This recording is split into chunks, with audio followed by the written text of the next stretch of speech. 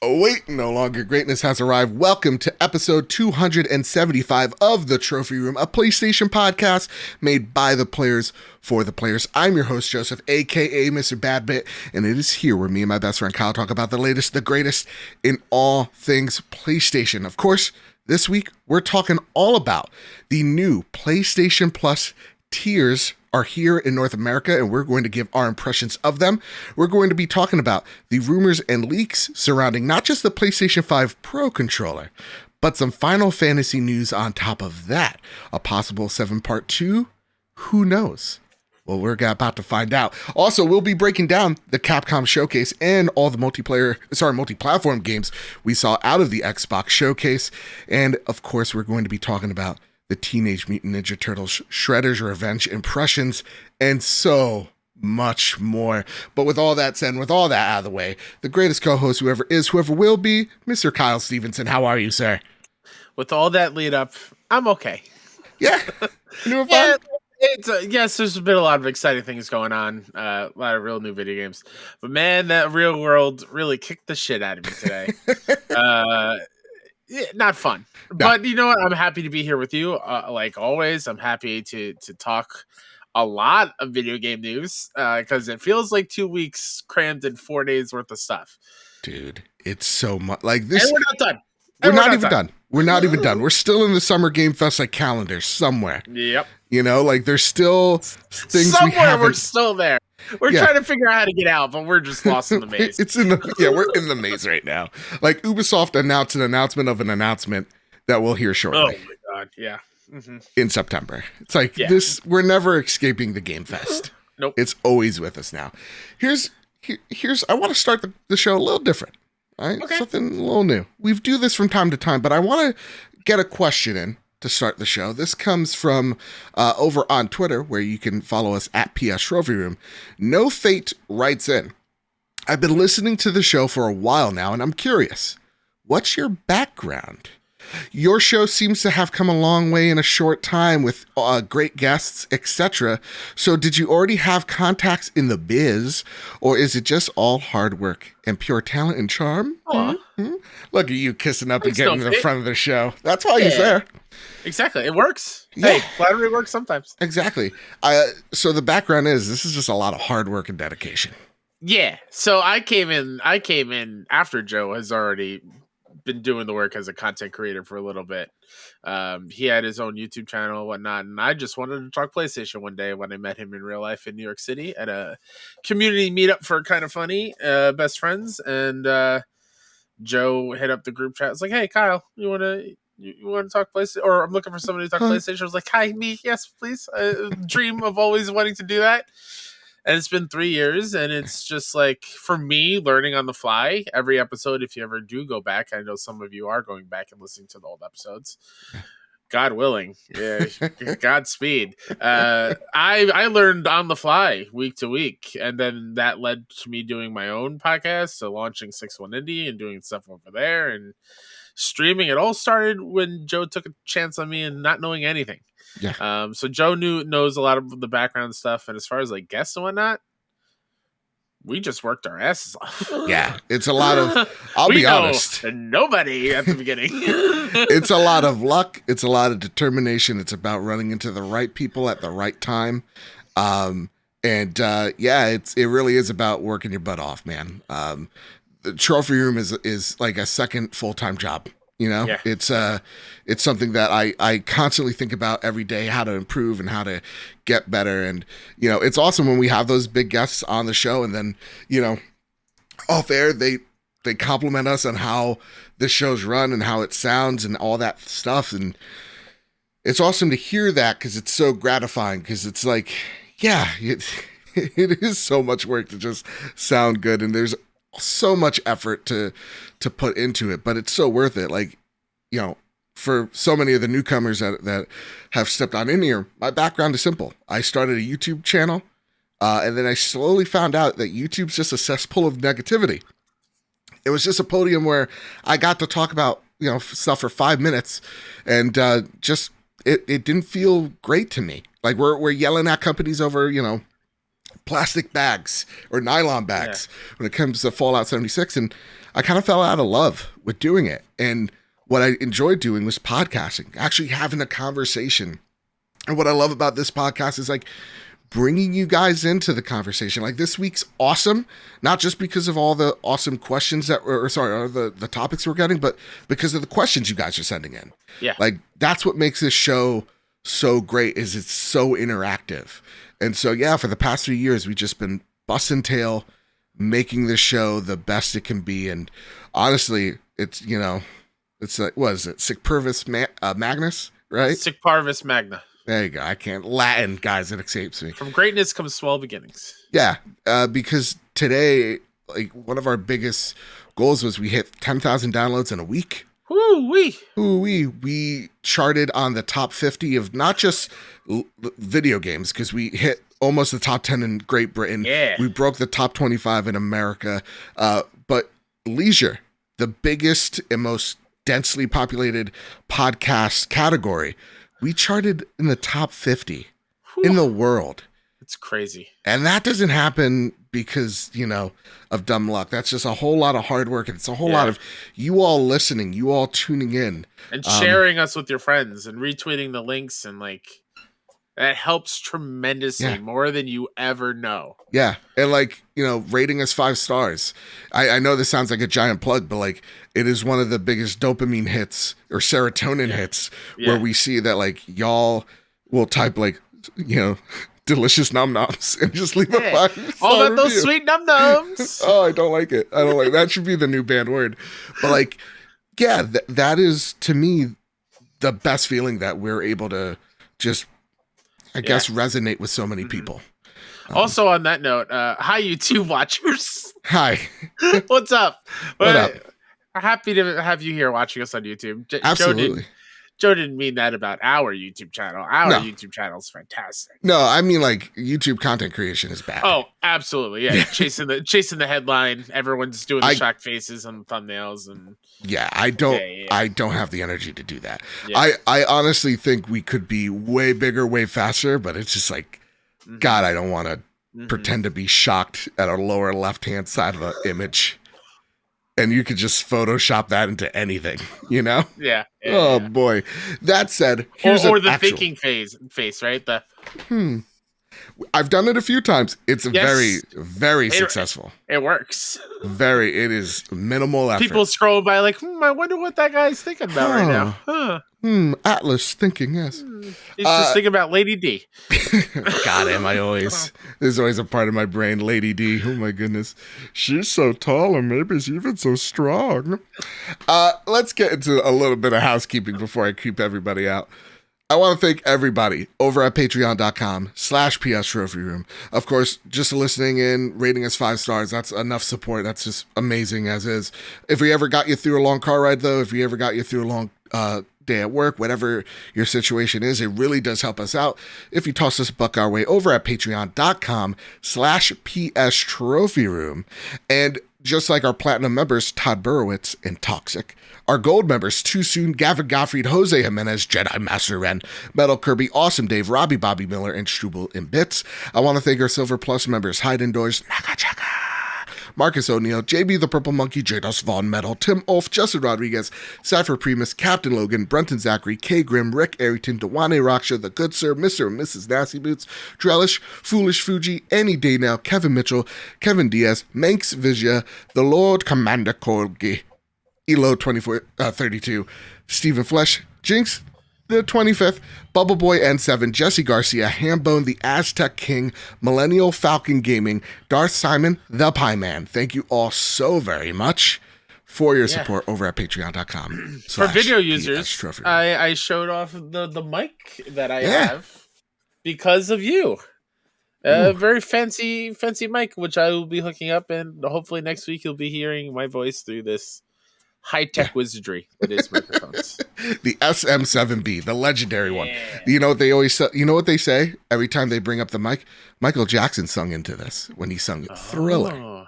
Oh. And I'm like, are you saying that is I'm going to have a career as a Michael Jackson-esque singer. I None, none of the other side. yeah, none of the other side activities. No. I'm just talking about pure talent on the mic. I would pay good money over at patreon.com/PS3 to see you in the Thriller suit. I'm talking red jacket. I'm talking the red leather pants. I love the dance. You already got it. Yeah, oh my God. Let's get this boy a jacket again. Patreon.com. This boy a jacket. Instead of T'Challa saying, "Get this man a shield," get this boy a jacket. Get this. Let's appropriate something. All right, Kyle. It is time to square up the news. First bit of news that needs to be squared up is from Zermina Khan over at PS Lifestyle. Here are all the multi-platform announcements from Xbox Bethesda Showcase. Wolong Fallen Dynasty. Team Ninja announced Three Kingdoms thriller Wolong Fallen Dynasty. It will release in early 2023 for the PS4 and PS5. Stop. I was gonna say, worth noting, Go for it. one of the producers is the producer of Bloodborne. Day one. Day one, right? Joe was like, "Oh, that looks cool." And then I told him that. I was like, "Oh, no, day one." It's Day one. no, Continue, sir. Sorry. yeah.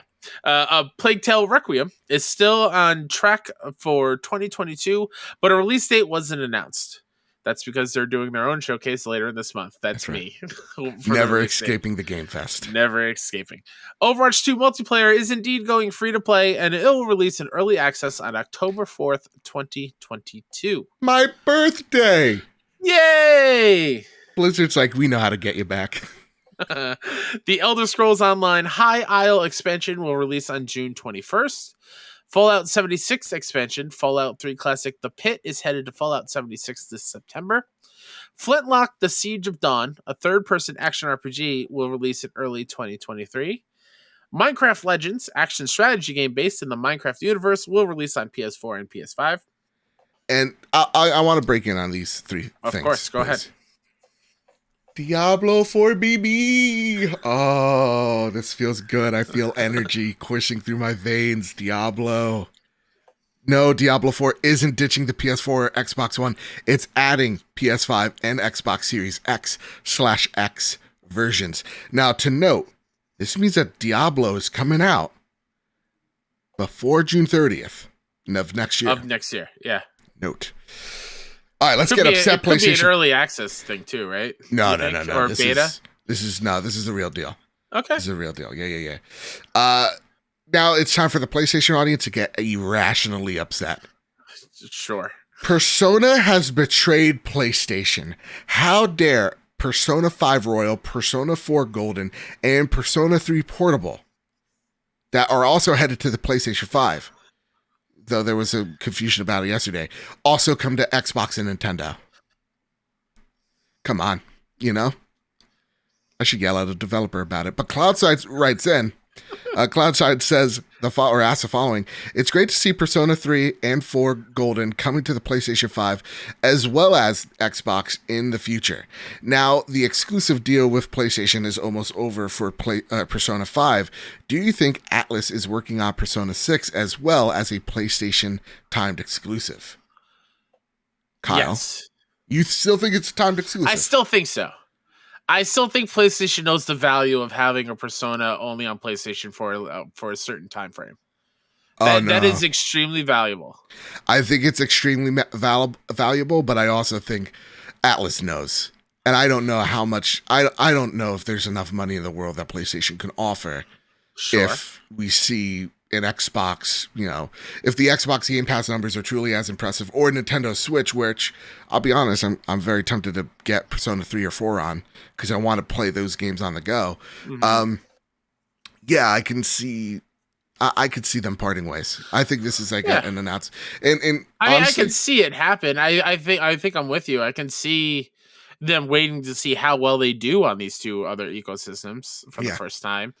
But I think PlayStation will give them whatever amount they want to keep some sort of exclusivity for the next mainline Persona. I truly think they will give them whatever they want. Okay. I think it's the other way around. I think Phil Spencer is willing to give Persona any which money they could to keep it away from being exclusive. You know who wins here? Atlas and Persona. Yeah. Yeah, whatever happens. It's not. I'm not seeing the money. Good for them. This game is awesome, and honestly, I'm not gonna play it on Xbox. I'm probably gonna play it on Nintendo. Sure. Mario gets more of my money. Those sons of guns. Which, real talk, Kyle, I've seen the Super Nintendo Land in Japan. It opened up. Yeah. I've been looking at videos. Man, I need that. I think cool. the world needs a ticket to Disney World or Super Nintendo Land. And I think we could start repairing the world that way. You know? There is one of those coming in Orlando, I think next year or so. Next year, early 2023, makes me think maybe I go to Galaxy's Edge and I go to a Nintendo World. Could be. But if you pick because you could pick you know how in Disney World you got those wristbands? Yes. If you pick Toad, just get out. Just get out. I don't want that Toad life in my... No. Why? Toad's stupid. What's with the Toad slander? Toad isn't worth a wristband. Yoshi is. Oh, absolutely. Waluigi is. Toad not. Mm-mm. Whoa. Oh, I don't know about that. All right, let's get into my next hot take here. All right, ready? Yeah, I'm ready. Kojima betrayed us all. Hideo Kojima and Xbox are indeed teaming up for a game. Still no word on what Overdose is. That's the rumored project. Mm-hmm. We should yell at Hideo Kojima and we should make him a statement. Yeah, that it's not, that he's still working with PlayStation in some way, shape, or form. Yeah. How dare he? How dare he? I'm gonna play this game. Okay. Gamers are so stupid. I hate this so much. I can't even play it off. I just hate it. No, it's the worst. Am I? You know what I'm honestly bummed at? Because I don't know the size of Kojima Productions. I'm more bummed that it's going to take me longer to play a Death Stranding 2 sequel or whatever it comes to PlayStation. That is what I'm more bummed at, is the length of time in between, not that he's making a game on Xbox. Yeah. I think I think he's working on an Xbox game and a PlayStation game. I mean, he very well could. Yeah. I don't know how big that team is, honestly. He's got quite a few. I know he's got an LA studio. I know he's got a Netherlands studio and a studio, of course, in Japan. So I think he's all right. It's a capable team. I'd be very happy to be wrong. Yeah. But that said, guys, he's his own company. Yeah. I bet PlayStation offered him a suitcase full of cash. He was just like, no, I want to be independent. Yeah. This is it. This is him being that Konami creative. Burned him bad. Yeah. I would never want to boss living that free life. Yeah, absolutely. Exactly. Kyle, the last game on the list you can... Naraka Blade Point. Despite originally being revealed for the PlayStation 5, Naraka Blade Point is currently only dated for Xbox. They betrayed us yet again. It was a pretty good showcase for Game Pass subscribers overall, and one that showcased the service's incredible value. Sermina Khan, how dare you say that on a PlayStation website? Drellish writes in, guys, I need to hear your opinion on the Xbox / Bethesda showcase. General thoughts and feelings. What first-party games made an impression? What's your thoughts on the indie games lineup, Kyle, and Starfield showing? Sure. Do you want me to go in order? Yeah, go in order. I thought the Xbox Bethesda show was okay. I thought it was good. It wasn't a bad show whatsoever. Mm-hmm. It's just, I watched that, started off incredibly strong. Yeah. And I was like, yes, I'm in. These all look awesome. I'm going to play them immediately. Redfall looks like so much fun. Oh, yeah. So we saw Silksong finally. Hell yeah. It started out super strong. And then there was a lot that was not me. Yeah. I'm not going to play League of Legends or anything from Riot. So that was a good 5-minute chunk. I'm not an Overwatch fan. That's another chunk gone. The Forza Motorsport is I don't really like the sim racers. It's beautiful, but that was a solid 5-10 minute chunk that I wasn't into. If I was just looking at it, there were big chunks of time that I was just like, they're not speaking to me personally. So it was just okay. So the indies they showed, way up. Yeah. Cocoon, the mysterious case of Benedict Fox or whatever it was called. Yep. Fantastic. Those games look so cool. But it just left you just left me like, I guess I could say it here. What a hot take that I've been thinking about the last couple of days. And I hate hot takes, but I'm going to say it. And I truly missed the Ubisoft and EA press conference over the weekend. Yeah.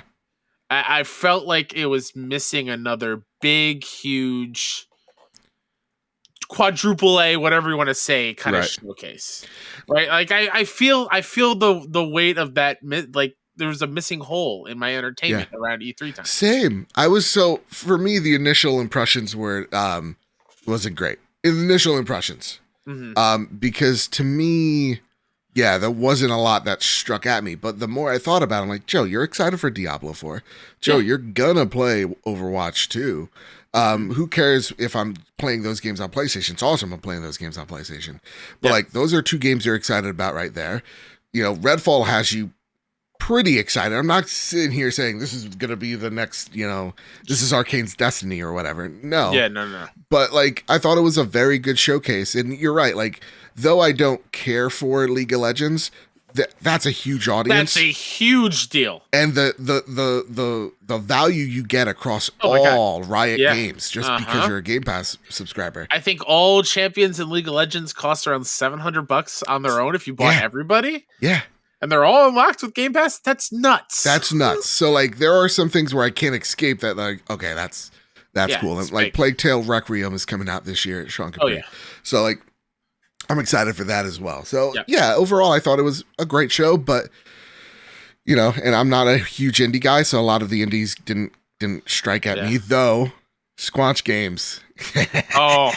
I so great. Hope that comes to PlayStation. Yeah, what is it? It was like High on Life. High on Life, where like humans are drugs for aliens, and you're trying to stop this human cartel, and at the same exact time, it's like Oddworld's Wrath. Right? Sure. Where like the guns are talking to you and they shoot weird crap. Like that was and their voice, like JB Smoove is the voice of a gun. I think Jason Mantzoukas is another voice. Oh my god, is he really? I believe he's the one that with the babies. Like, those things you shoot, those are my babies. Don't worry, I grow them more. Don't worry about it. Right. It's got like the Trover Saves the Universe humor that is Squanch Games, that is Justin Roiland. Awesome. Surprised at how gorgeous that game looked. But then we get to Starfield. Yeah, let's get to Starfield. Elephant in the room. I'm gonna just say it. The comparisons are just. Yeah. It looks like No Man's Sky, and like Drellish writes in, and I love what Drellish said here. He goes, "My feelings on Starfield: unapologetic nod to No Man's Sky. This will not be a game that I will be playing. Somehow, it feels like Starfield tries too hard to be for everything for everybody, but time will tell. I would rather watch the story on a Let's Play or on a YouTube video rather than engage with it. It's kind of how I thought about it." And I hate that like people are yelling at this comparison because the only thing we've seen of Starfield is what they've shown us. So like we don't have this game in our hands yet because that comparison could be totally wrong. But until we're actually playing the game, small part of it. Yeah, until we're actually playing the game, it looks like No Man's Sky, and it looks like Bethesda saw No Man's Sky and was just like, okay, how do we fit Fallout 4 in it?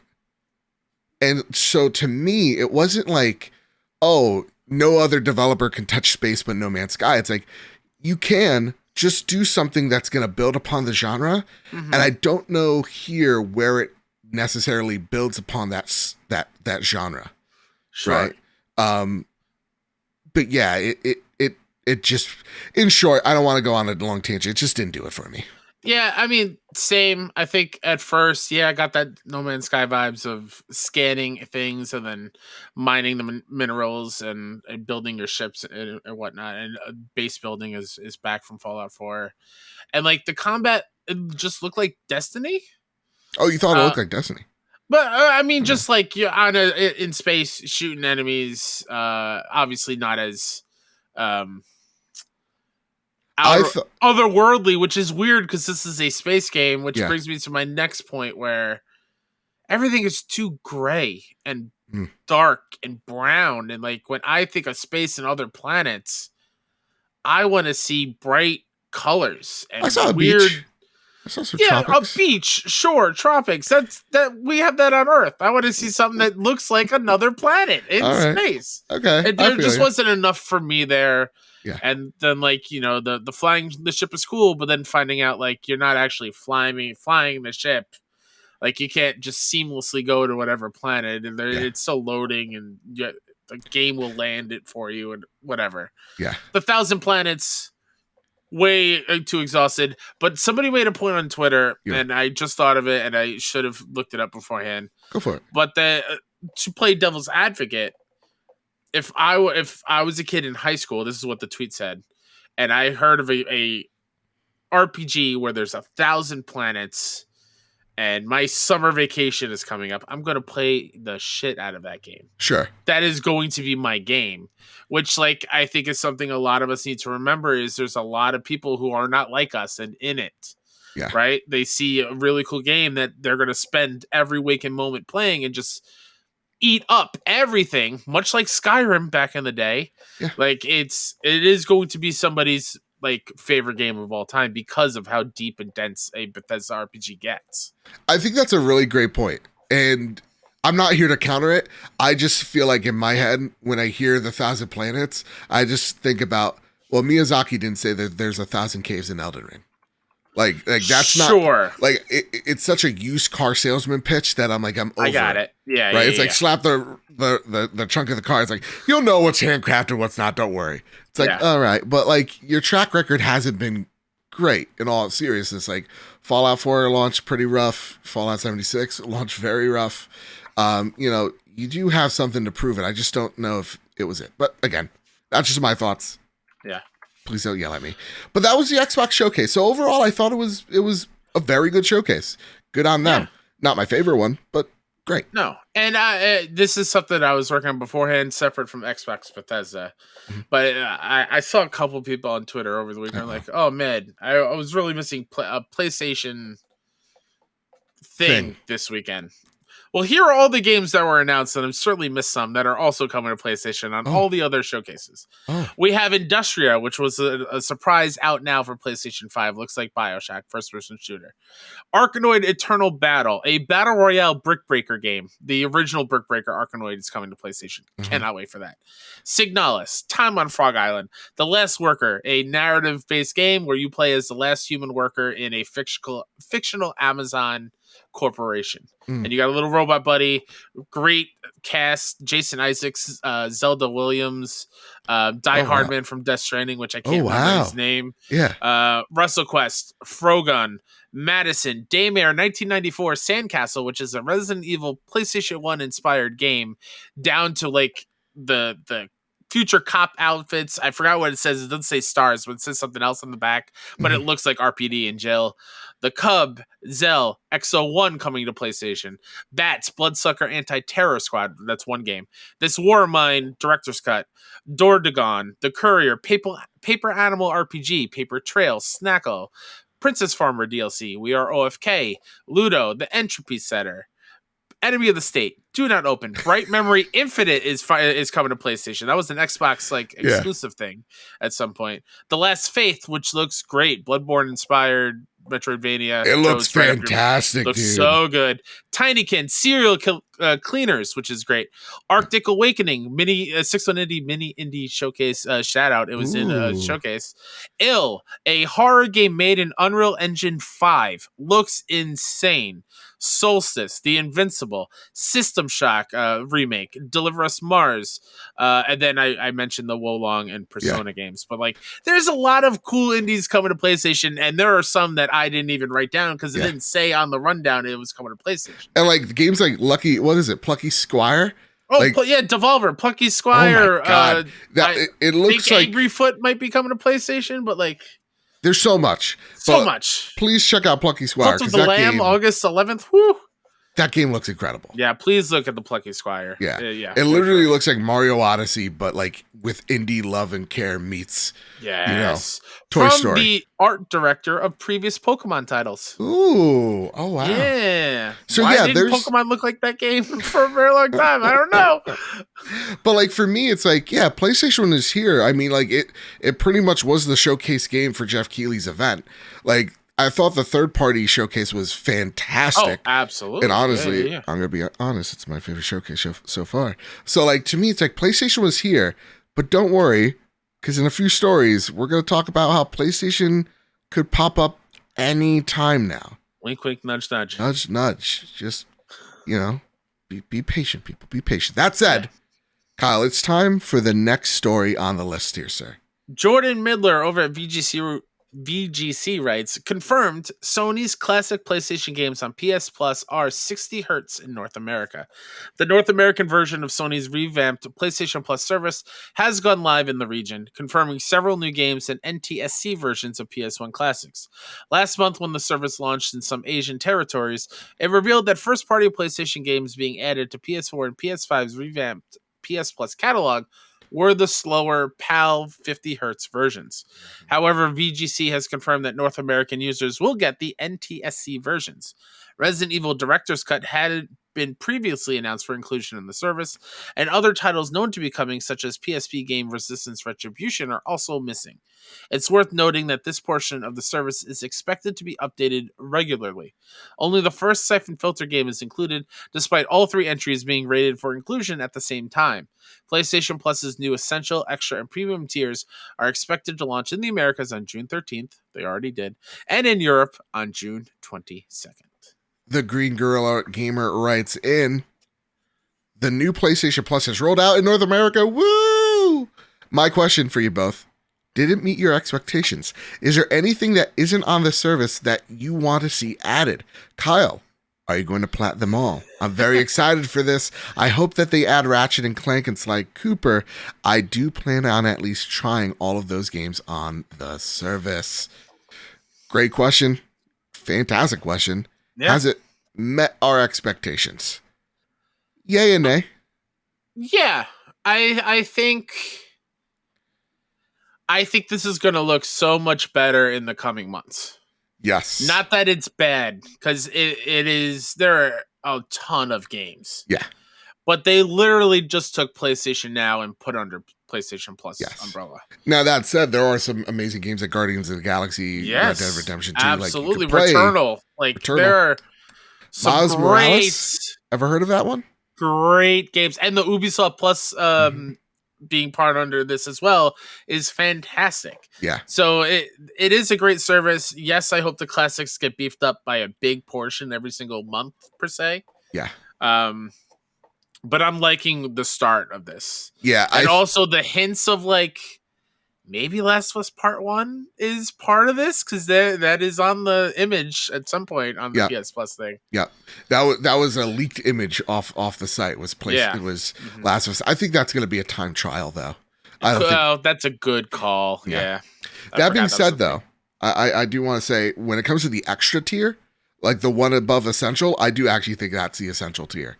Because I think the extra tier, there are so many games just at your disposal for you, where I feel like the premium tier that's supposed to offer you all these, nostalgia PS1, PS2, PS3 titles, there's just not enough there for PS1, definitely not there for PS2, or definitely not there for PSP. So like it's not worth the premium tier. Yeah. Not even in the slightest. Yet. But that will change over time. Mm-hmm. That being said, though, I do have the premium tier. Kyle, I did get to play because I mean, this is the trophy room. This is me after all. Siphon Filter. I haven't played it yet. Oh my God. Does it feel like coming home?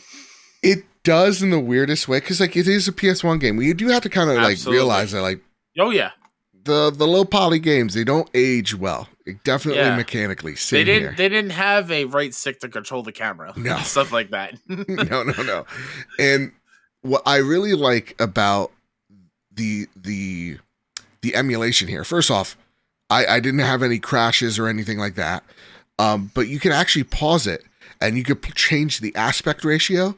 You could put it to like CRT mode, so it gives you that classic, TV image. Sweet. Okay. So like, there's a lot of ways you can actually play with the game, all the way back to, you can actually fast forward and rewind sections. You can fast forward? Oh, sorry, not fast forward. Sorry, you can rewind. Rewind. You could go back and forth. So like, if you die in a level in Siphon Filter, you can just hit pause. And you could go all the way back to that portion. That's cool. I really like that, because the mechanics are clunky. You're going to mess up. Mm-hmm. So right there, I really dug what they're doing with the emulation of it. And for me, it is kind of like going home in this weird way of like, this isn't what, this doesn't hold up, But I do feel like I am a 6-year-old kid in my grandma's house eating a salami sandwich, playing, Siphon Filter. Like, Uh-huh. yeah, it's giving me those vibes. I just want more of those games. And I'm going to definitely try to platinum Siphon Filter, no doubt. Yeah. Go Before we get into some more questions, just a reminder out there for the community at large. I believe next week, no, in 2 weeks, we're going to be doing Road to Greatness. Yes. And for this month, we're voting on the PlayStation Classics thank you. Choices for us to play together as a community. Yeah. And then you'll ask questions and we'll talk about it on the show. What game are we playing as a community? So right now, your choices are Ape Escape, Wild Arms, Tekken 2, and Red Faction, the PS2 environmental destruction game, which blew my mind when I played as a kid. Yeah, and now you're probably like, whatever. Levolution it came out afterwards. Yeah. Those are the games. It's on Twitter. I will probably pin it on our Twitter. I'll take the shirt down just for a little bit. Yeah. And go vote for it. We have 91 votes. One game has 44%. I won't tell you. You need to go vote. It's pretty clear what people want us to play. Wild Arms. I don't want to tell you. I don't want to sway the vote. You see, that's the difference, Joe. All right. I don't sway the vote in these polls. I don't rig things so we don't get to play. I don't know what you're talking about. That's crazy. You know what I'm saying? Marcus O'Neill knows what I'm talking about. Yeah. Puppeteer himself. But here's the great thing, though. The 60 hertz, that is a game changer, because I remember trying to play all these games on the PlayStation Classic, that cash grab, and that sits right behind me. And it was just awful. It just felt so choppy. So I do like that they are at least giving us in North America the best version. Fuji writes in, sucks to be an Aussie right now because we have to wait until the 24th of June for our rollout. And knowing that we won't be able to be getting the PlayStation 3 library is also big sad. Doesn't bother me too much because I still have my PlayStation 3 Slim and games. My question, what was the first game you played on the new subscription? It's Siphon Filter, but I also downloaded Matterfall.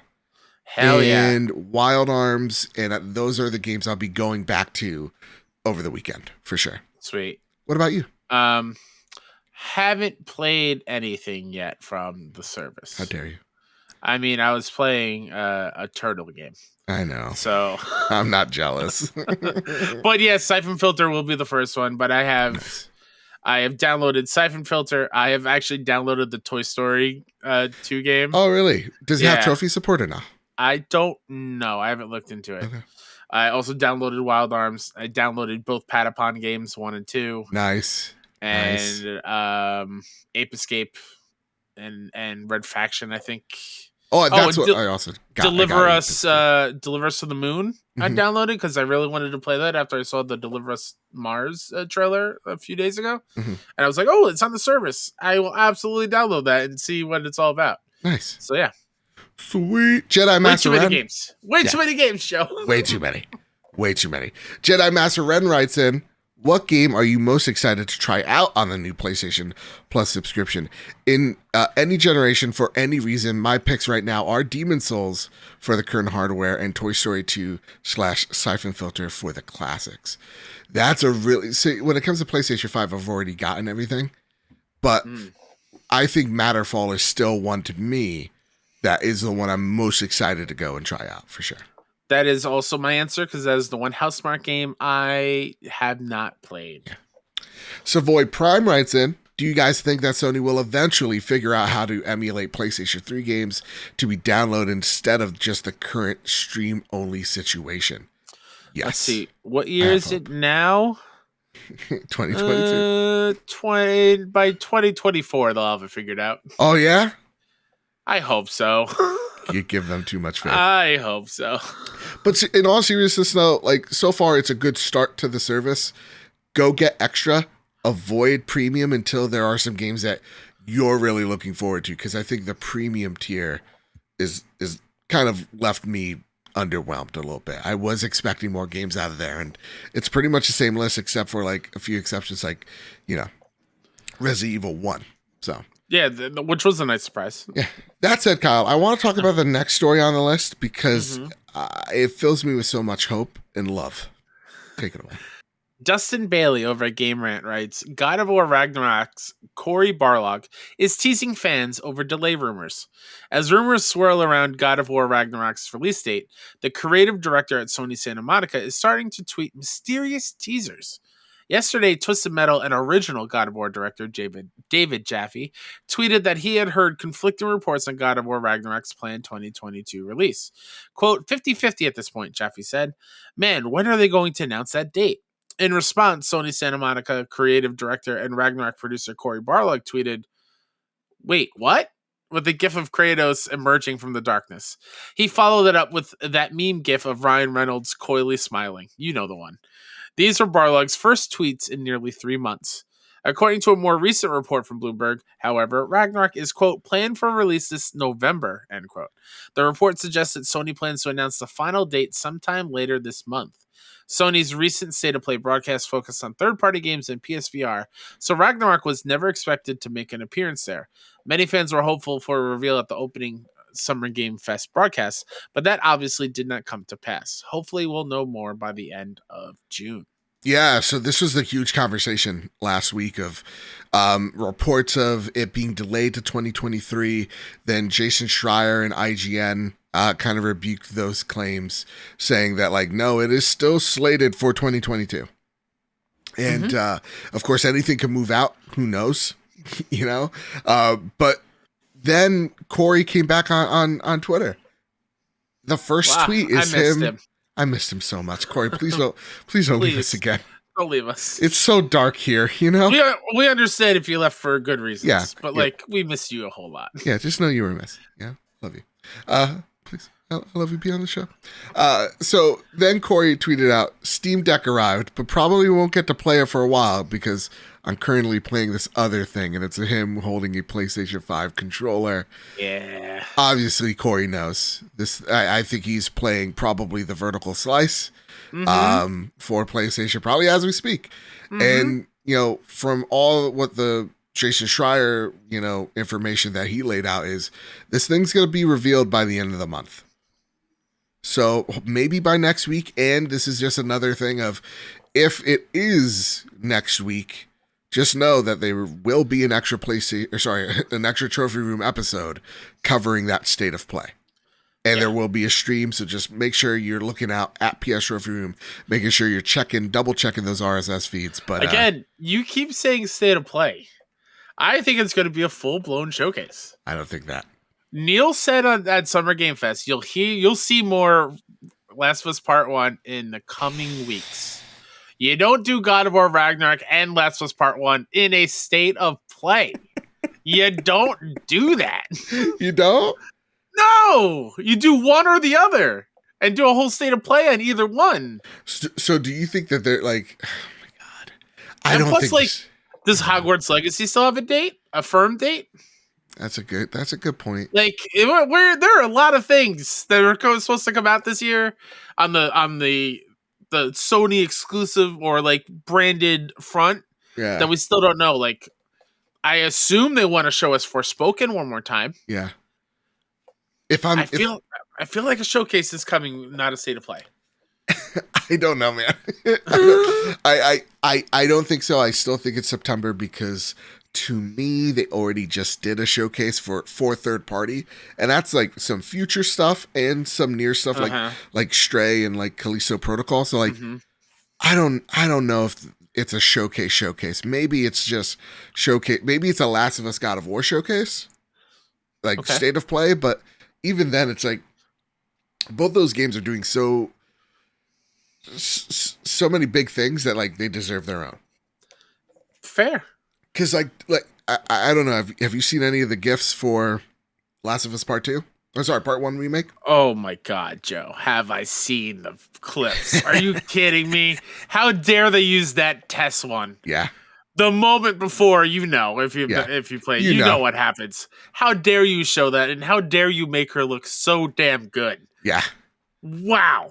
When they said we got as close to the original performances as possible, Yeah. they really meant it. And like even now, Yeah. character models are resembling the actual voice actors, which like Tess is a great example of that. Mm-hmm. Like she looks more like her actress than ever. So yeah, for me, I don't know. I don't know if this is. I don't think there's a showcase like what we think yet. I think that is in September. I think history has kind of shown itself for PlayStation that September is usually the time. But I would love to be wrong. Do not get me wrong. I would love to be wrong. Okay. It's just they already showed a little something, and Sure. I don't know. Maybe they could do another third party like thing for the holiday, but I think that's about it. All right. That said, though, Corey, please be on the show.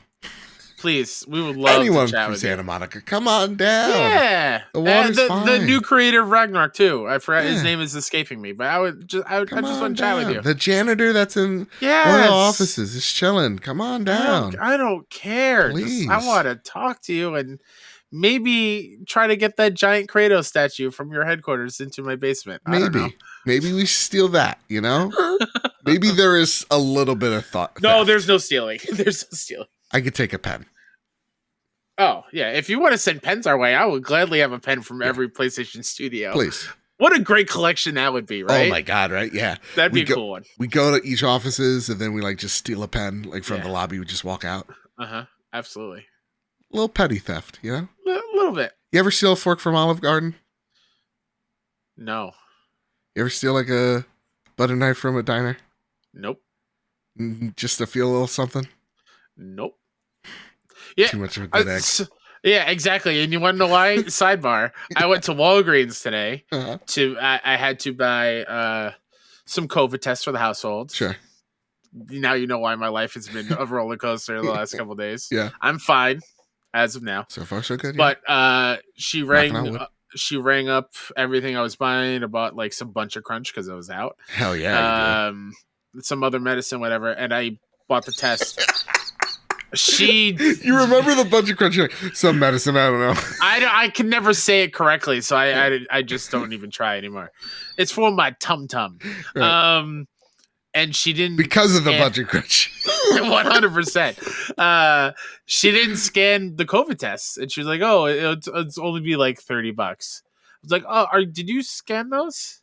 And she goes, "Oh no, I didn't. Thank you for pointing that out and not just running and not paying for them." It's like, no, I need all the good karma I can get. Not a problem. Aw, look at you. See, I would never steal anything. Nah, if she I'll doesn't ask know, politely for those pens, sir. It ain't gonna hurt her. It ain't gonna hurt her, you know? It's not like any of those people need those tests, you know? That's a joke. Please laugh. There was laughter. Please clap. All right, Kyle, one more rundown.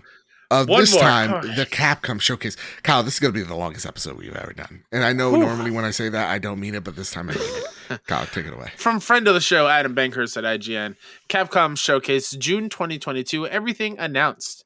Monster Hunter Rise Sunbreak expansion gets multiple new details and a demo. Monster Hunter Rise Sunbreak is a massive expansion to the Switch and PC exclusive Monster Hunter Rise. And a new trailer at Capcom Showcase revealed more details and that it will be getting a demo on June 14th. Now, Cloudside writes in, he says, "Hey guys, it seems Capcom are supporting Monster Hunter Rise well on the Switch. While the Switch is hugely popular, it doesn't have a good online service. With Monster Hunter being an online co-op game, do you think that they will make another Monster Hunter World on PlayStation 5? The original Monster Hunter did better than they expected in the West." Absolutely. 100% they will. Yeah, that did huge numbers for them. Over. Yeah. Yeah, so they're definitely probably making it right now and hopefully polishing it up and whatnot. It's just right now the global situation is that we're all being affected by all these shortages at the moment. And it sucks and it's inconvenient, but we're gonna get it. That was also on Xbox too, right? Yep. And it had that's what I the thought. Iceborne expansion, which was also very popular. Yes. Well. Yeah. I'm sorry, Kyle. Carry You're on, good. good sir. Exoprimal gets a gameplay trailer, closed network test coming ahead of release. Exoprimal, Capcom's upcoming co-op dinosaur murder action game, has received a new gameplay trailer and the promise of a closed network test before its launch in 2023. The trailer gave a tease of the PvPvE game's story, gameplay, and some of the dinosaurs players will need to battle against. I'm the only person on the internet that thought this was cool. It looks like dumb fun, just like the Earth Defense Force games are. Yeah. I'm down. I'm not thinking this is going to be my game of the year. Stop. This looks fun. Also, stop. This will be the general idea for a lot of these stories. Yeah. Stop bugging the devs about Dino Crisis. Just because the game has dinosaurs in it doesn't mean it's linked to Dino Crisis. Yes, please. We will get that remake eventually. I guarantee it. You guys have been so loud. They're probably working on it. Just 100% settle, because I mean, they're running out of Resident Evil games to remake. Let's be real. They need to go into other Capcom games. Absolutely. Shit, what do we do after 4? Let's remake a Resident Evil game that hasn't even been made yet. Code Veronica. Yeah. Street Fighter 6 to get at least one more announcement in 2022. While we didn't learn anything new about Street Fighter 6, it was revealed that we will be getting more details of the next entry in the legendary fighting franchise before the end of the year. Looks good. It looks, not a huge fan of fighting, as you know from us saying it. Yeah. Game looks real cool. I can't wait for this announcement of an announcement coming up next. One of many over the past couple of days. Dragon's Dogma's 10th anniversary event tease, but no sequel announcement. While many were hoping for a Dragon's Dogma 2 announcement at this Capcom showcase, we were only promised that a Dragon's Dogma 10th anniversary event will take place on Thursday, June 16th. And then it gets overshadowed by this Final Fantasy event that's happening next day. Sure, but why would they do this? To refresh the fan base of what Dragon's Dogma is all about before a sequel comes out. Capcom's thinkers, maybe I'm putting too much stock into it, but I see you. You know what? I'll let you believe, Kyle. I'll let you believe. Oh, God. That's what Deep Down turned into. Remember that, Deep Down? Oh, yeah. Nothing ever came of that game. Nothing. Yeah. Resident Evil Reverse will officially launch this October. The multiplayer game, originally set to launch alongside Resident Evil Village, will officially launch on October 28th, 2022. Reverse is a 6-player PvP deathmatch game that puts players in the shoes of characters from across the Resident Evil series. Please don't. Nobody asked for this when you guys delayed it. But Kyle, I think you're like, whatever happened to that Reverse game? Where I like... Let's not talk about it. Just maybe it was quietly snuffed out, Yeah. It's taking a long nap, but apparently October 28th. It's coming. Resident Evil 2 Remake, Resident Evil 3 Remake, and Resident Evil 7 free next-gen upgrades are available now.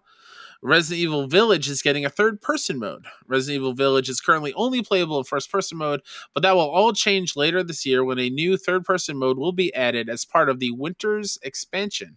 The new mode will be released on October 28th, 2022 as part of the Winter's Expansion DLC. Had no idea Ethan was a blonde. Yeah. And how ugly he was. Sure. That's all I got to say. No, this is actually going to get me back into Village. This actually excites me a lot. Third person is very cool. Yeah, it's not like first person's scarier or anything. I'm going to be honest. I'm preferring the third person modes over first person lately. So I love that they're doing that. That's really very, very cool. Absolutely. Resident Evil Village Winter's Expansion includes Shadows of Rose story DLC. Spoilers for the end of Village. If you don't want to hear it, you can just tune out for a little bit. Oh, actually, you know what? Then don't even spoil it. There's DLC. It's a big story. Yeah. Rose was a baby. Now she's a young adult. Sure. So check a look at that trailer if check a look. October 28th, 2022 is when that comes out alongside the third person mode. Resident Evil Village's Mercenaries mode will soon let you play as Lady D, as well as, oh my God, what is his name? Oh my goodness. The Lady other D? Villain guy. Oh, Heisenberg. You can also play as him.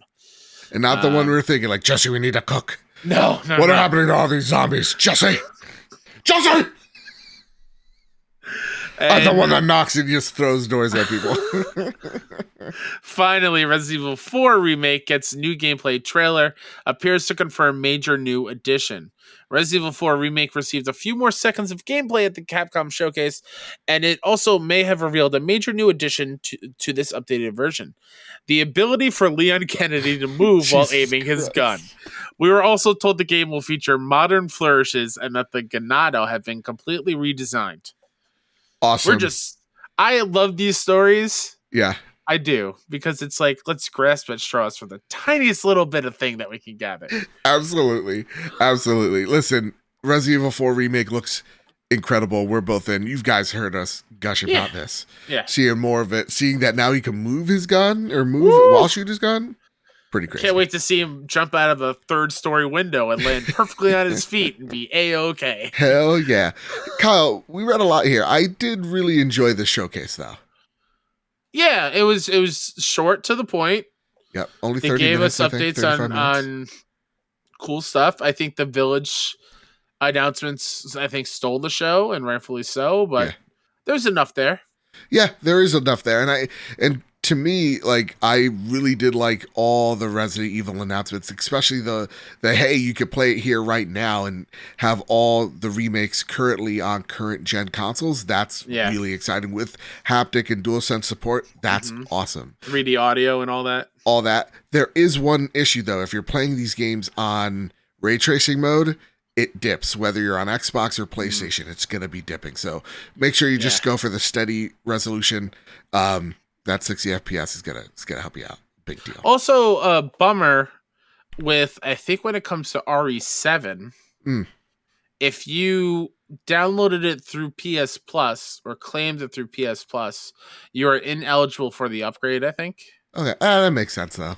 It's stupid. It's dumb. It's the same Final Fantasy VII thing all over again.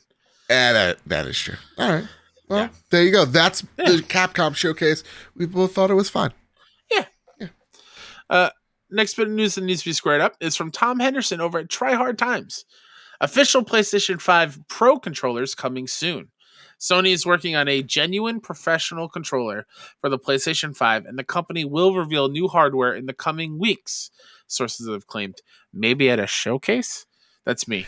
It's believed the code name of the controller is Hunt, which will have several interesting features, including removable analog sticks, trigger stops, and rear buttons, or floppy paddles. These claims of such hardware... that I did not add that. That was in the article. That was Tom. These claims of such hardware came alongside pictures of the alleged prototype, which has been set under the condition that the pictures are not published and the source remains anonymous. Pictures of the controller keep the classic PlayStation 5 style, but show a few key differences. One of the biggest changes is buttons under the analog sticks, which allows you to completely remove the analog sticks, which Sony refers to as removable stick units. Another feature includes the trigger stops at the back of the controller, in addition to floppy paddles buttons that have become increasingly popular over the years, with players turning to companies such as Scuf Gaming and Nacon for such controllers. Stop, Kyle. I can only get so erect.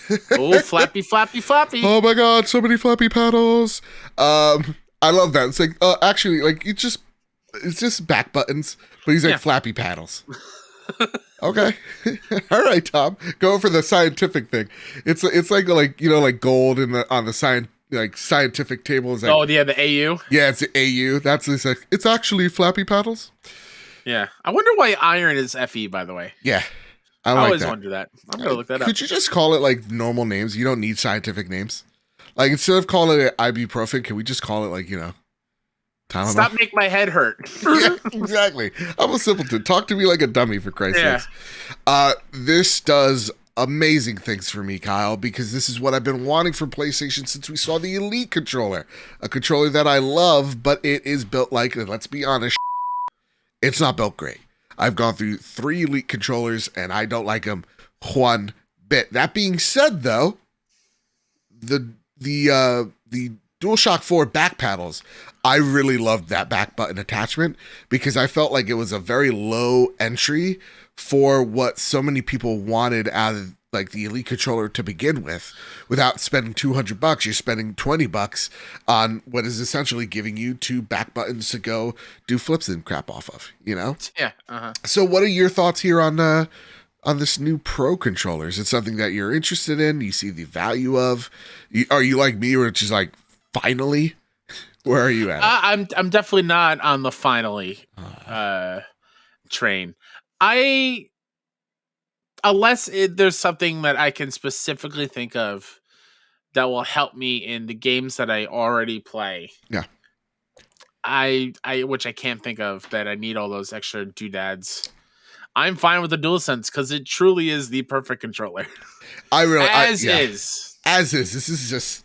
It really is my favorite controller of all time. Yeah. I'm not afraid to say it. I love it. It just melts in my hand. But I am wondering like how the paddles are going to work, because this thing's pretty ergonomic and I do squeeze the crap out of these. Yes, grips. Exactly. So like that is something I'm and how are the haptics going to affect the buttons, right? Yeah, like, and how maybe do the flappy paddles? I feel like this should be on Pornhub. This video should be talking too much about flappy paddles. But like, is that going to have haptics? 2 guys talk about flappy paddles. Someone put us on there. Sorry, I broke you. Oh, jeez. But like that's just the only real question I have. The other question I would have for this as well is, do we get to switch the D-pad out? Ooh. Do we put the D-pad where the analog stick is and the analog stick where the D-pad is, so that we could finally move past what is the better controller? Is it asymmetrical? Is it bisymmetrical? It's literally it doesn't matter, guys.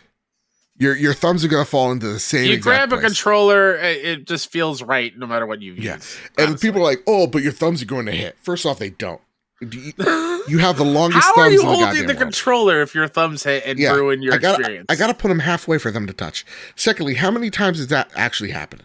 Yeah, think about it. All right. And also, while you're thinking about how many times has your thumbs accidentally touched, think about how your tongue never has a nice place to rest. And let those 2 thoughts haunt you for the rest of your goddamn day. It talks about thumbs touching and tongues and flappy paddles. If we're not on Pornhub at the end of this episode, I don't know. I will be very disappointed. And my parents will as well. Hey, Mom, look where I am. Look at, we're right under. I made it. We're in the category, Ma. You know? Oh my God, we're in between a bunch of Overwatch videos that are. We're right underneath the Family Guy and right above the Overwatch. Sorry, Timol's son. Yeah, sorry. Sorry. But Diva's Mech also has flappy paddles, and you are going to be very surprised how they use them. Oh my God. All right, let's move past this. We gotta try. We have to. Sorry. Oh man, I'm usually so good at this. Kyle, I'm on board with this PlayStation 5 Pro controller. Yeah. All of the flappy paddles, indeed. How much do you think this thing's gonna land? Oh, well, DualSenses now are what, $70? $70. Same as in brand new game. I saw one person go $120.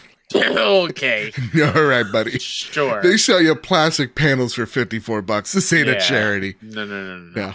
How much is a Elite for Xbox? I think it's $200. I would say probably $225 or $250. Yeah. For the haptics alone. Yeah, I think it's going to be about. My hope is $180. Yeah. But the realism is probably about like $200. Yeah. But real talk, I am gonna that is a day one purchase for me because of how much multiplayer games I do play on my PlayStation. So yeah. Awesome. The best controller even gets better somehow. Now, Kyle, it is time for Flash News. Gotta run. Gotta go. Gotta run fast. Oh my God. Okay. And speaking of fast, Gran Turismo. A Gran Turismo pick from Neil Blomkamp gets a Sony release date and new details. This comes from Justin Kroll over in Patrick Feeps over at Deadline. August Sorry, Patrick. August 11th, 2023 is the release date for Gran Turismo, the video game adaptation from the director Neil Blomkamp and Columbia Pictures. Justin Hall wrote the screenplay, and PlayStation Productions Assad Quisselbash and Carter Swan serve as producers alongside Doug Belgrad and Dana Brunetti. Here are the update log line. Based on a true story, the film is the ultimate wish fulfillment tale of a teenage Gran Turismo player whose gaming skills won a series of Nissan competitions to become an actual professional race car driver. Okay. Listen, this is a weird movie, but I'm not going to sit here and tell you that's not it's actually like Little Big League. Yeah. Yeah, yeah, exactly. I'm not going to sit here and pretend that it's not interesting. Yeah. Like, I'm intrigued. Like it could be fun. Yeah. Again, like I loved Ford versus Ferrari, and that's. Can I be real though? What's that? Why the hell is Neil Blomkamp directing this kind of movie? That is because, like, dude, why is he not doing Returnal or like a Killzone or Resistance or something? Dude, our good friend of the show, Graham, literally tweeted like, Neil Blomkamp needs to actually direct Returnal. Yeah, that is up his alley. Yeah, like I don't understand this. Gran Turismo seems so safe and so real and so different, and maybe that's so down to earth. Yeah, and maybe that's why. I do think also District 10 is happening. Someone let me know. I'm not. Okay. Mm-hmm. So maybe he wants to just kind of distance himself from all the weird sci-fi stuff and have something grounded. But like, I'm really not going to be the person that's going to tell you this sucks or why does this need to happen. As long as it's a good story and it's acted well, then who cares if it's needed? Did I need Top Gun Maverick? No. Did I walk out of the movie theater going, did I actually like a Tom Cruise movie? No. I walked out going, I actually loved that Tom Cruise movie. Like, it was amazing. It happened. We loved it. So to me, everybody just settle. I get it. It's fun to be skeptical. I get it. It's fun. It's too much. All right. It's too much. Hey, Kyle, have you heard about this? Have you seen this? New update for the Share Factory studio unleashes bits on PlayStation 5 today. We are excited to have a new update for the free editing app Share Factory Studio for the PlayStation 5. We've been hard at work to bring you brand new feature called Bits.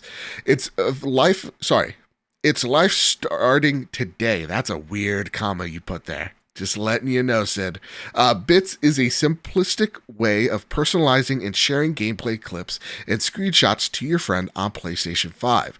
Choose from one of many curated Bits styles and quickly create your own version of the familiar trending meme. So this is actually cool because you could put animated GIFs on the screen, and then you could also put like lower thirds with your name and all that stuff on it to make it look a little bit more professional. Cool. Yeah. That's awesome. So we're trying to all just become Sunni Legend then. Kind of. It's like, hey, you want to be Sunni Legend? And we're like, yeah. I don't touch Share Factory much because, I mean, humble brag, I have Premiere. Thank you, patreon.com/PS Trophy Room. But like, to me, I just love the share button on PlayStation. Like, Jez Gordon was like, we can't even get our audio to sync right with the videos on Xbox, and PlayStation's like showing off at this point. That's how I feel. Like, the share button and the edit button is so seamless on PS5, and to see this even just be implemented is a really nice feature to have. We are so close to making our own versions of the PlayStation Studios ripping off of popular meme GIFs. Yeah. Like the Ellie winking and the Kratos doing the Ron Swanson dance. Exactly. Like, if we have the ability to put whatever game character into a meme format like that with this program in the future, I will lose countless hours messing around with this. Absolutely. Also, I misplaced this question. Hey, Humbucker writes in. You almost got me. I'm still confused how Gran Turismo movie will work. As far as I know, Gran Turismo's never had a story, and I would just say there, that's exactly why this is probably going to pay off. Yeah. You have so much creative leeway. There's nothing holding you back. All you got to do is show a Nissan, show a car that goes vroom vroom fast, and put Gran Turismo. No one's gonna be like, this is strayed so far from the base game. Exactly. This isn't the Gran Turismo I know and love. Does it have racing in it? Then shut up. Yeah. All the main character has to do is stare right directly in the screen and say car culture once, and we're all gonna point to the screen. Like the Leo gif. Exactly. Like, that we're gonna do in Share Factory. Yeah. So like to me, it's actually this gives them the most creative leeway to do whatever they want. Yep. It's awesome. There's nothing restricting them. And it's a great way synergistically of thinking of like, yeah, you're gonna get the Gran Turismo fans at this movie, and you're gonna get car fans as well at this movie as well. So like to me, it makes sense. It makes sense. All right. That said, Kyle, I want you to take a look at this picture. And I know this is an audio show, and you may not be on YouTube watching. But this flash news I need your help on. Because the snitch over on Twitter has a tweet. This is a segment we like to call Rumor Has It. Has a tweet of a blue square, green square, red square, and black square. And then underneath those squares is an image of Final Fantasy of Aerith. Her back is turned. Yep. It looks like another hot boy is grabbing Cloud, who's seemingly on the corner here. Yeah. And he also has a big ass blade. I'm not a Final Fantasy guy. Tell me how this makes sense. What is the snitch trying to reveal to us? Because if you guys go, who is the snitch? Guess what? The snitch is this elusive character who has, we don't know how. At insider underscore WTF. Yeah. Joined in May of this year, last month. Every single leak they've done. 15 tweets. Every tweet is 100% accurate. Yeah. Is time travel real, Joe? No, I think someone worked at YouTube, saw these videos, and that's what's real. Totally fair. But what is this picture? Like, just for example, like on June 8th, the snitch tweeted out part 1, September 2nd, 2022, with a picture of a controller and a computer. Yeah. And that was alluding to Last of Us. That was even before the PlayStation leak of The Last of Us. Absolutely. And then a picture of Hollow Knight with the clown wig on June 10th with a green dot day 1. Yeah. It's coming to Game Pass. Yeah. Day 1. What? How is he doing this? Yeah. So back to this Final Fantasy picture. Yeah. Obviously, those colors mean PlayStation, Xbox, Switch, and PC. So 7 Remake is coming to Xbox and Nintendo? You would think Remake. Yeah. However... Okay. Spoilers for FF7, everybody. And when I say spoilers, this is for the base game. I'm still a little iffy on it because I never played this side game. Okay. Final Fantasy VII Crisis Core is a story about Zack. Zack is the other cute hot boy with the black hair. Yeah. You notice in this picture... If he kissed me, I wouldn't fight back. Sure. I'm kind of into it, I think. If you see this picture, what does he have on his back there, Joe? God, hopefully me. A blade. Like that's the Buster Sword. That is the Buster Sword. So the story has it from the base game. Zack is really the one that fell in love with Aerith. Oh. Zack is the one who's higher up in the soldier program. And Cloud is just a lonely sentryman. Oh. He is a basic... like nobody. Again, I'm a little rusty. Never played the game. I'm from memory. Right. From what you've At the end of Crisis Core, you're basically playing through Zack being in Soldier and everything in Crisis Core. You are Zack. And you are the original owner of the Buster Sword and all that stuff. At the end of Crisis Core is the cutscene we get at the end of Remake Part 1. Oh, okay. And that's it. That's all I need to know. Yeah. No spoilers. And then eventually Cloud loses his memory and he takes on... He thinks he's Zack. Okay. And in the base game, whatever. Yeah. In the base game. Okay. Yeah. So and Aerith knows Zack and everyone knows Zack, but they're kind of like... It's very weird. Again, very rusty. Right. So are these weird feelings that I'm having when I'm thinking, do you think Zack and Cloud are going to kiss? Man, I mean, listen. I don't know. These feelings are new. Do I think this is Remake Part 2? Could be. What I think this might be? Okay. I think this might be a Crisis Core remaster or a Crisis Core remake to catch us up to speed before part 2. Do you think this is like a DLC, like the Yuffie DLC? I think this is its own standalone thing. Oh wow, okay. That will come to all platforms. Huh. Before part 2.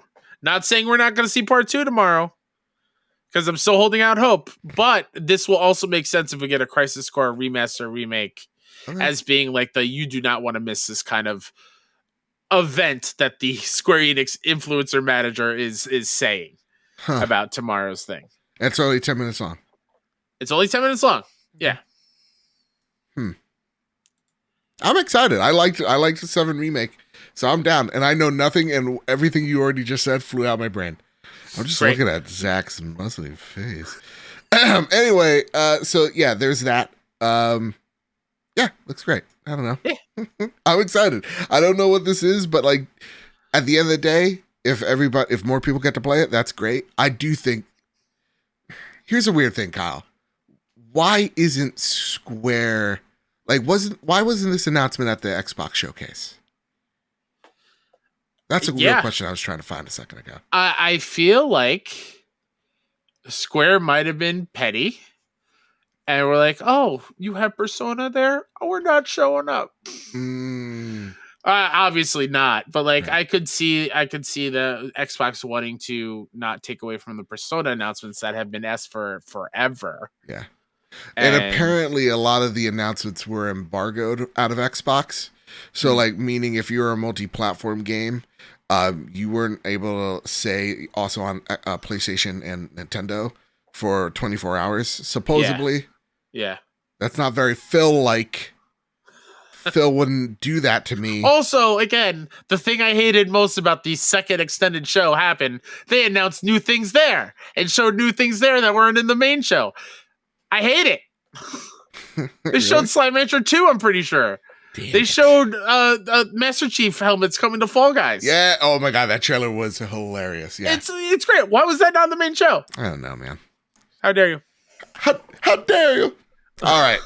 Listen, that's rumor has it. It's now time to prepare the drop. Oh wait, sorry. Are you holding on to something? I'm so rusty this week. We've been having these special shows for 2 weeks. I don't know. I know. Hey, speaking of a special show, if you're listening to this on release day, come check out us reacting to that Final Fantasy VII Celebration stream with the one and only Kevin Diaz and Cam Hawkins, who will be joining us for 10 minutes of us just crying and yelling while Joe's like, what's going on? Well, it's like I took my kids to the emo concert, or like the dad at Warped Tour.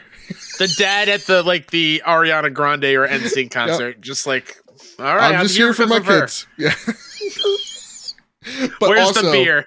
if you're a patron, you can watch the VOD over at patreon.com/PS Trophy Room. We do that because if we put it up live, it will just get flagged.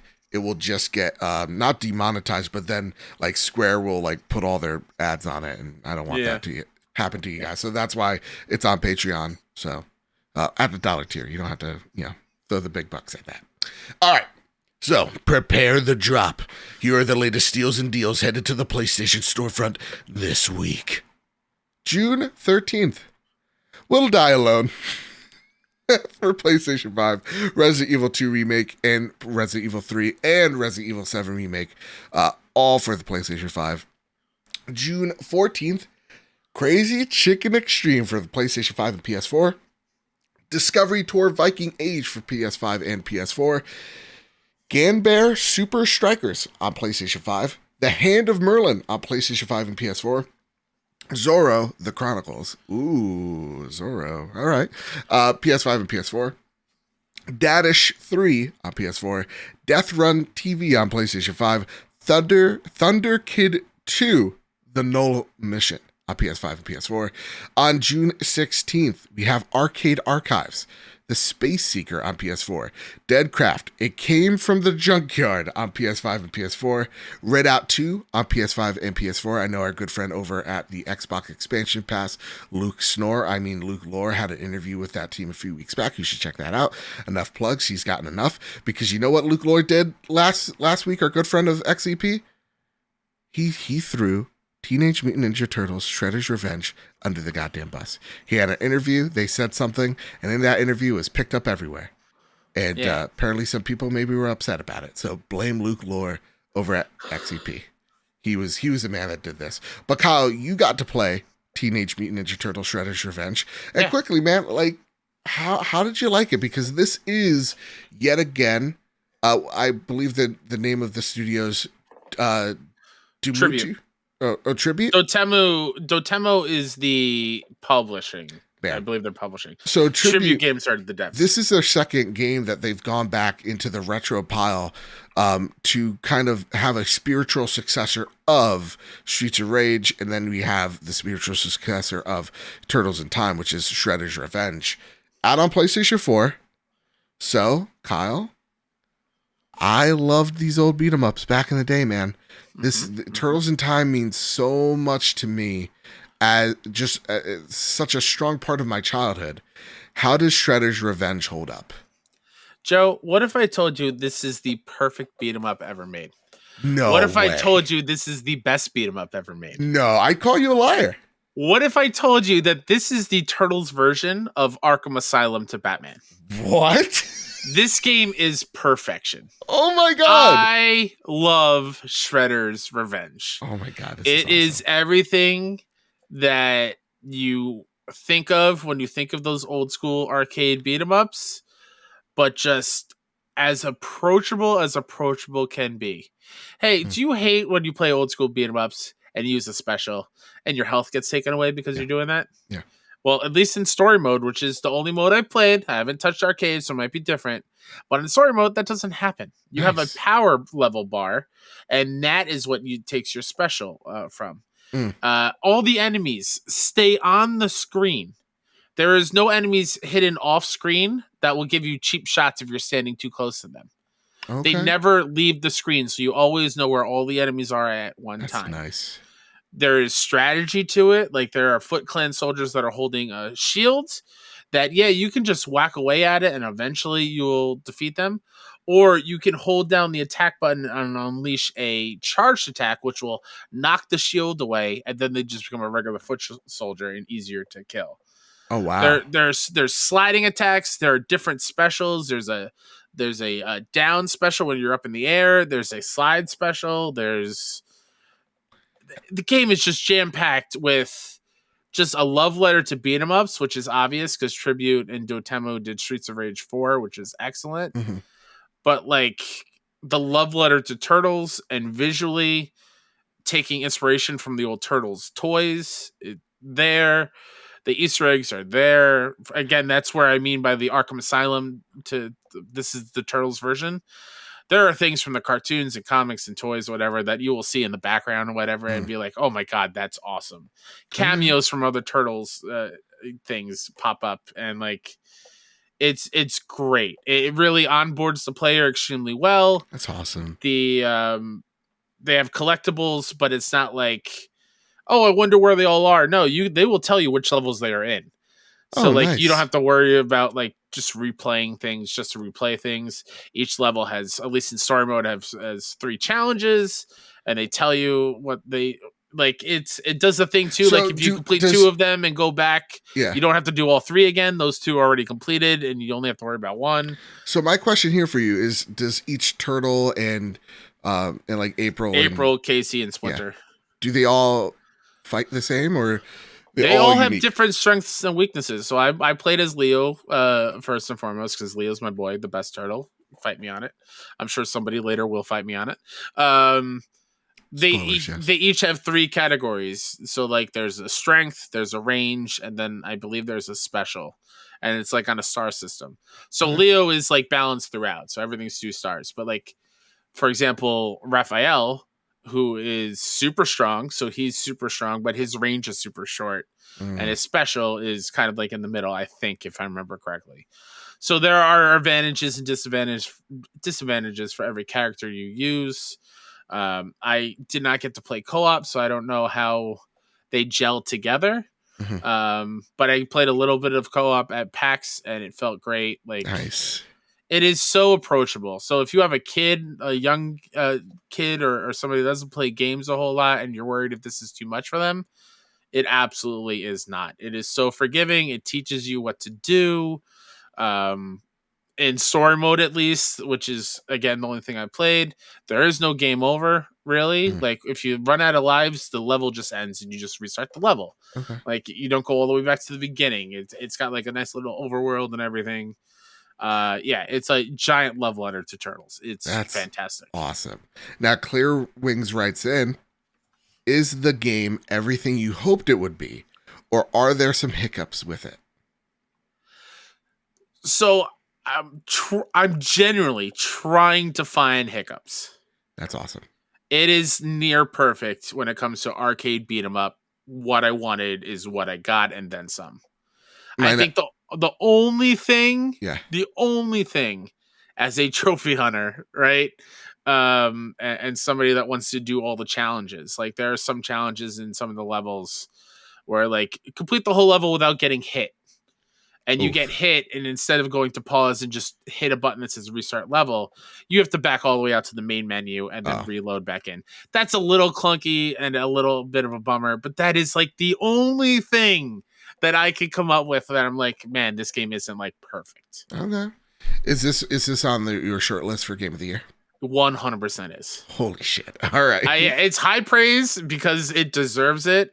Yeah. I can't wait to put in some time in arcade mode and play alongside you, Joe. And 6-player co-op, I heard, is really, really cool. Real talk, we need to stream this. Friday, I get some pizza and we just stream it. I'm down. All right, let's do it. Yeah. The good sir writes in, just like you can too, if you head on over to @us at PS Trophy. Wait, are we at Yeehaw? No, not yet. Don't worry. I would never I would never prematurely yeehaw. Oh, I sound like a kindergartner. Hey, Mr. Joe, we at yeehaw time yet? No, Mr. Hey, Mr. Joe, I gotta go potty. Oh God. Where are my apple slices? Anybody got some orange slices? Good sir writes, like you can too, over at the Trophy Room Discord server. You link down below. Come join this awesome community. 1, please tell me this game is worth spending the $75 on the turtle green vinyl out of the UK? Question mark, exclamation point. Good sir.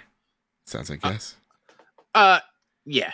Soundtrack is amazing. There's some tracks that I want to keep a secret because they're awesome. Okay. Also original voice actors as well. Oh, wow. Great.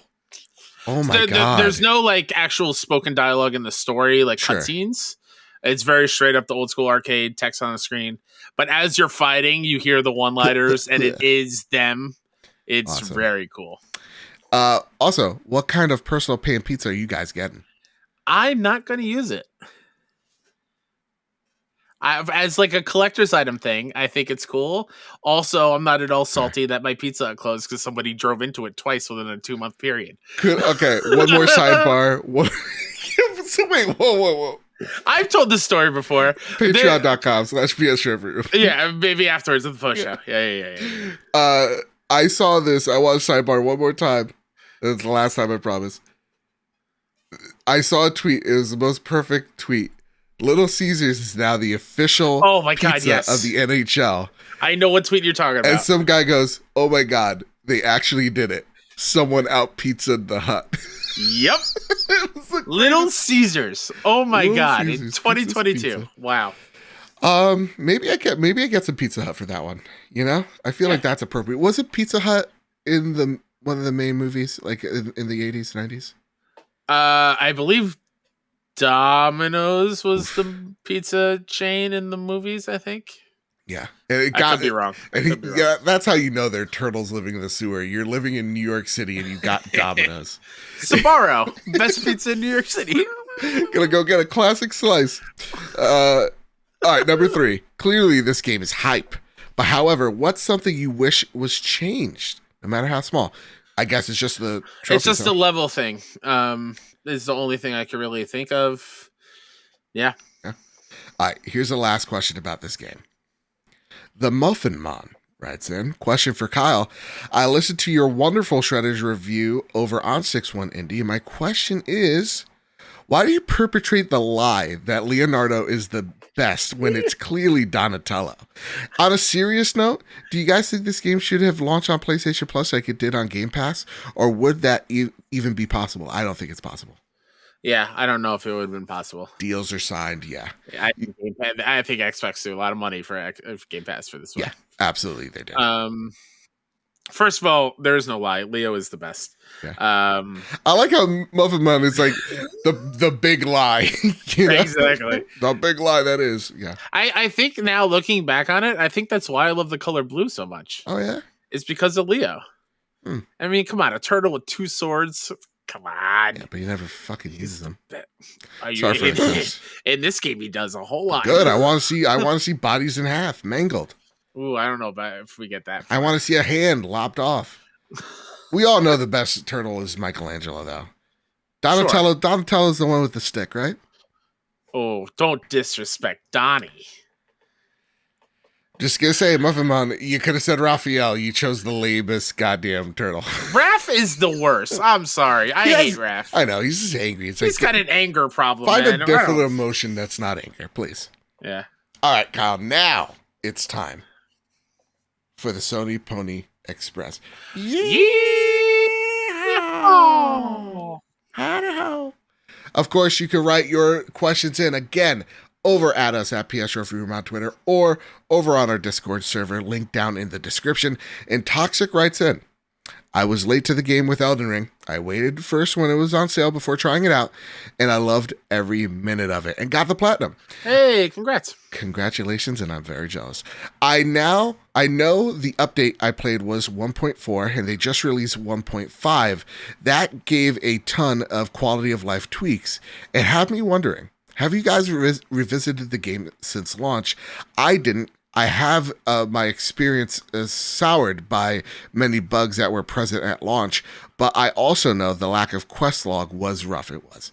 Regardless, I actually can't stop thinking about this game and now want to do a new game plus. Have you guys dived back into a game, into a playthrough, or have you already gotten your fill with no interest of returning? Yeah.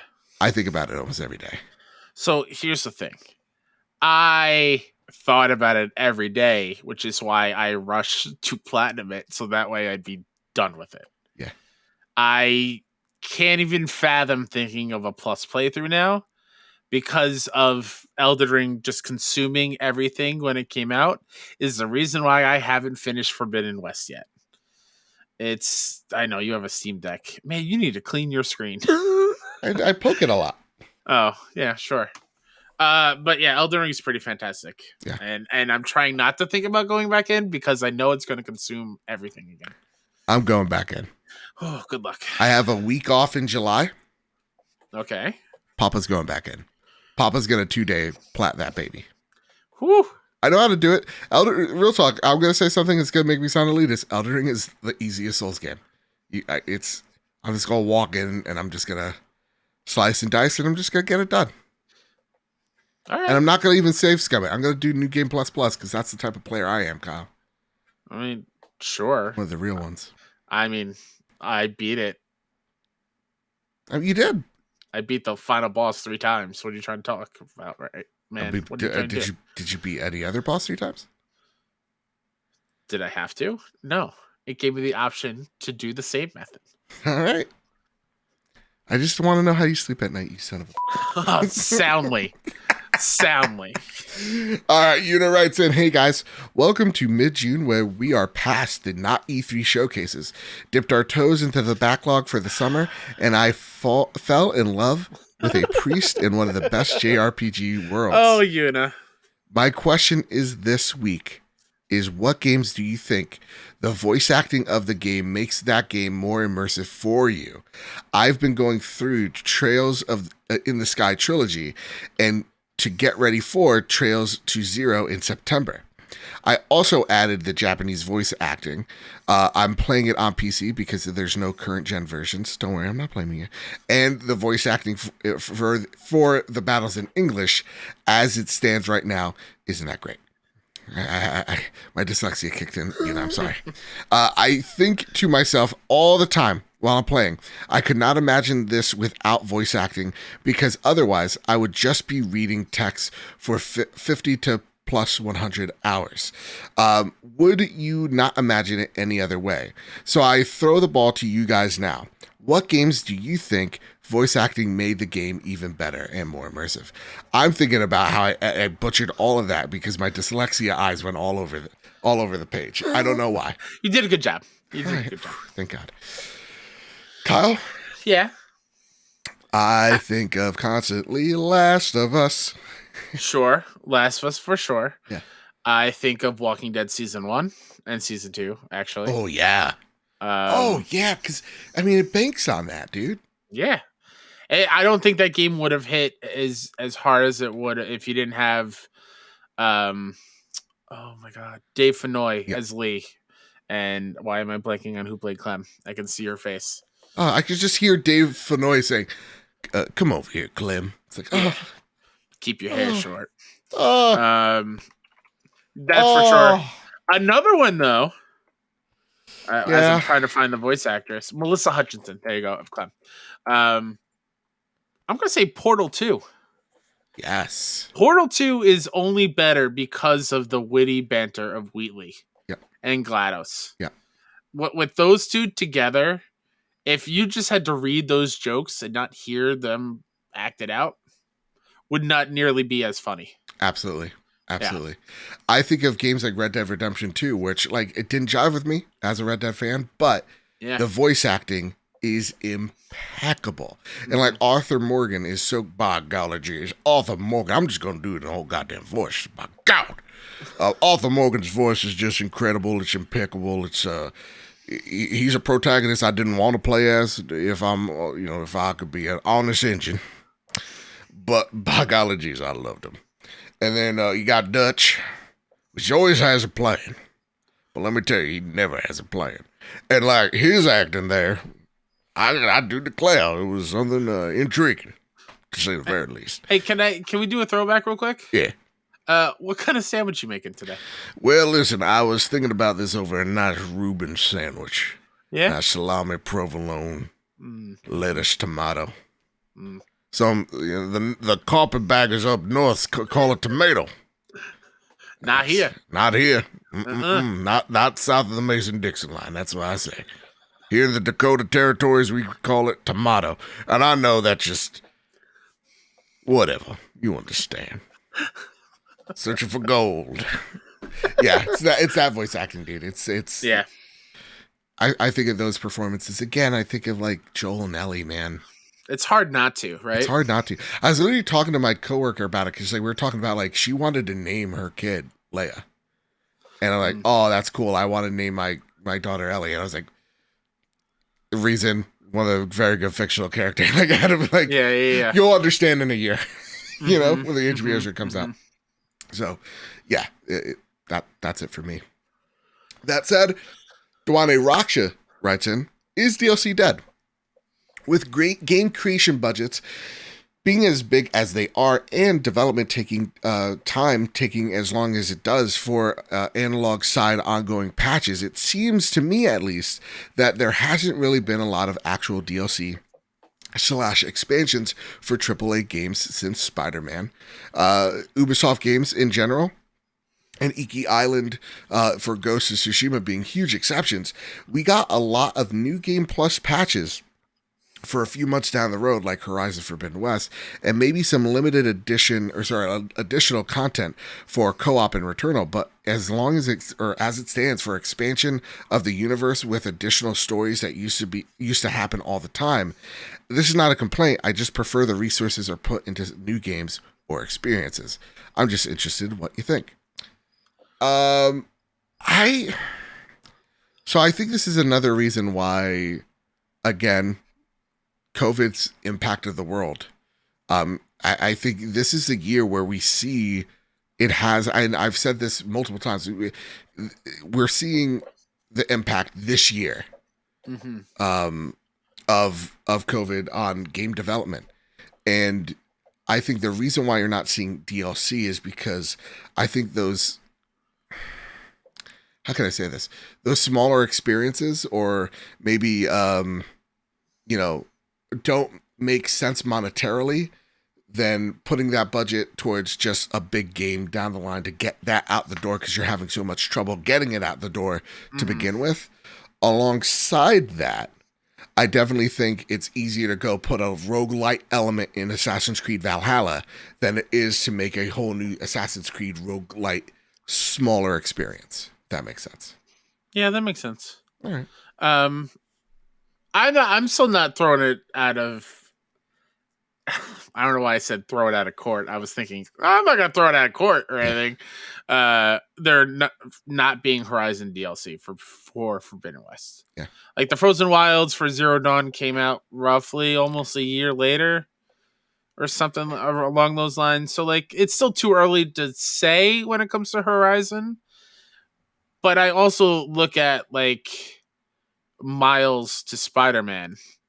And Miles could have totally been DLC. Sure. But they did its own little spin-off game that was not as long. And I think that might become like the future of these DLC things. And then any updates will be like, yeah, new game plus, new outfits, tinkering to the menus and non like critical parts of the game, like transmog for Forbidden West, right? Changing your outfits, or Ghost of Tsushima Legends, like a multiplayer mode or something like that. That doesn't really have like critical story stuff. Yeah.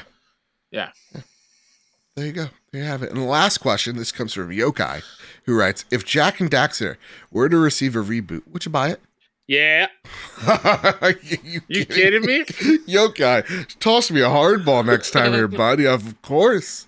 Yeah. I was, real talk, I was looking at the collection, and I'm like, Jak 1 isn't on it.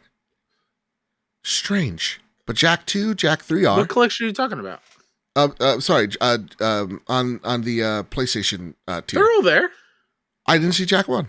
No, I'm pretty sure they're all there. Oh, hot damn. Then that's what I'm going to be playing next. I lied to you guys. It's not that involved. I'm pretty sure they're there. Let me check. All right, okay. While I intro you out, you're going to check? Yeah. All right, cool. So that said, everybody, that has been the Trophy Room this week. I hope you all enjoyed. I hope you liked what you heard. Kyle, is there anything you'd like to pimp on out before you get on out of here, sir? Sure, I like to pimp out myself, Mr. K-Step, on Twitter and everything else. That's right. If you want to check out all the cool indie game coverage that 61 Indie and I did alongside Point in Progress over the past weekend, and what we are going to continue to be doing for these smaller showcases, hit up 61indie.com. That's SIXONEINDIE, as well as YouTube and all that as well under the same thing. I think, honest to goodness, I'm going through something right now. And I think it's because of the heat that I'm in. Yeah. Because I literally just rehearsed an old Trophy Room line of like years ago. Because you usually say highlight or showcase what you got. Yeah. This is not Pimp My Ride. Why would I say that? I don't know. Yeah, all three Jacks are on there. All right, then I'm downloading including Jak X Combat Racing. Hot damn. Yeah. Does it have trophy support? I believe those are the PS2 version, like classic games. So We're about yeah, to find out. I think they all do. They better have it. Yeah. And you can find us here over at PS Trophy Room on Twitter. You can find me over at Mr. Badbit on Twitter. You can find the show wherever you find your podcast service of choice. Again, please rate us 5 stars on Apple Podcasts. It really does help us out. Go over to Spotify, listen for about, a minute or two, and then you literally just hit us with a review of 5 stars. But, you can fast forward all the way to the end, and then you can rate us, and that helps us out tremendously. And yeah, everybody, thank you all so much for your support over the past coming weeks. It's been insane. So thank you all so very much. And with all that said, with all that out of the way, everybody, keep your wits about you, keep hunting, and keep playing PlayStation. See you guys. Bye-bye. I love you.